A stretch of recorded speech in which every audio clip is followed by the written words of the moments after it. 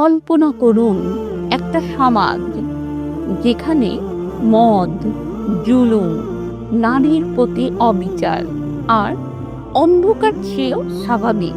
আর সেই সমাজের মানুষগুলোই কয়েক বছরের মধ্যে হয়ে গেলেন পৃথিবীর সেরা মানুষ। সাহাবী, কিভাবে সম্ভব হলো এই পরিবর্তন? তলোয়ার দিয়ে নয়, ক্ষমতা দিয়েও নয়। আউযু বিল্লাহি মিনাশ শাইতানির রাজিম। বিসমিল্লাহির রহমানির রহিম। আসসালামু আলাইকুম ওয়া রাহমাতুল্লাহি ওয়া বারাকাতুহু। আমার শ্রদ্ধাভাজন শ্রোতা ও সুধী মণ্ডলী, আপনাদের আন্তরিক শুভেচ্ছা ও স্বাগত জানাই কুন ফায়াকুন ইউনিটি চ্যানেলে। আল্লাহর অশেষ রহমতে আশা করি সবাই ভালো আছেন। আমাদের আজকের আয়োজন জাহেলি আরবকে কুরআনের আলো কিভাবে আলোকিত করেছিল, এ নিয়েই আজকের বিস্তারিত। আজ আমরা সংক্ষেপে 5টি ঘটনার মাধ্যমে জানার চেষ্টা করব কিভাবে কুরআন সাহাবীদের জীবন সম্পূর্ণ বদলে দিয়েছিল। 1. অন্ধকার থেকে আলোতে কুরআনের প্রথম স্পর্শ। আল্লাহ সূরা বাকারা 2/257 নম্বর আয়াতে বলেন, আল্লাহ মুমিনদের অভিভাবক, তিনি তাদের অন্ধকার থেকে আলোতে বের করে আনেন।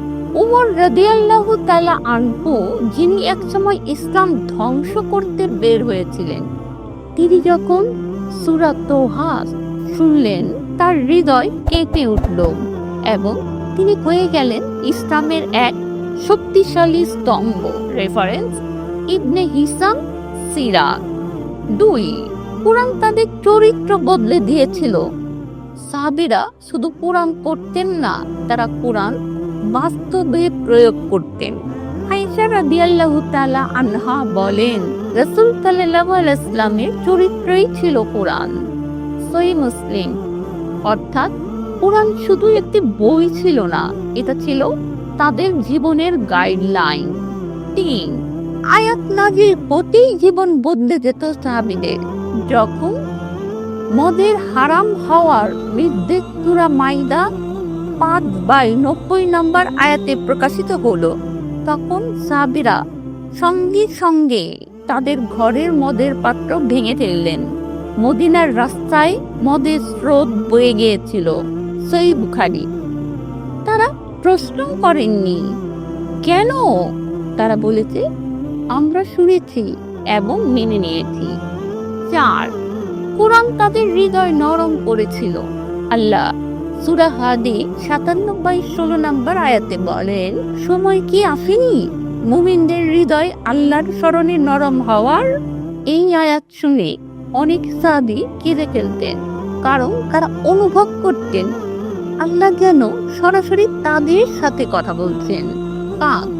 কুরআন তাদের আখিরাতমুখী করেছিল। আল্লাহ সূরা আলা 87/17 নম্বর আয়াতে বলেন, আখিরাতই উত্তম এবং স্থায়ী।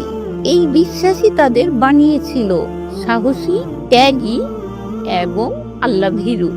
পরিশেষে আমরা অনুধাবন করি যে সাহাবীদের জীবনের এই পরিবর্তন আমাদের সামনে একটি প্রশ্ন রেখে যায়, আমরা কি শুধু কুরআন পড়ি নাকি কুরআন আমাদের জীবন বদলাচ্ছে? যদি আমরা সত্যি কুরআনের সাথে সম্পর্ক গড়ে তুলি, তাহলে আমাদের জীবনও বদলাতে বাধ্য। কুরআন শুধু তিলাওয়াতের জন্য নয়, এটা জীবনধারার প্রতিটি স্পন্দন।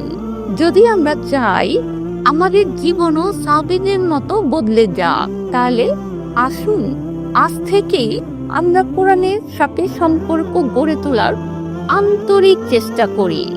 আল্লাহ যেন আমাদের সবাইকে সেই তৌফিক দান করেন। আমিন। ভিডিওটি ভালো লাগলে লাইক দিন, শেয়ার করুন এবং সাবস্ক্রাইব করে আমাদের পাশে থাকুন।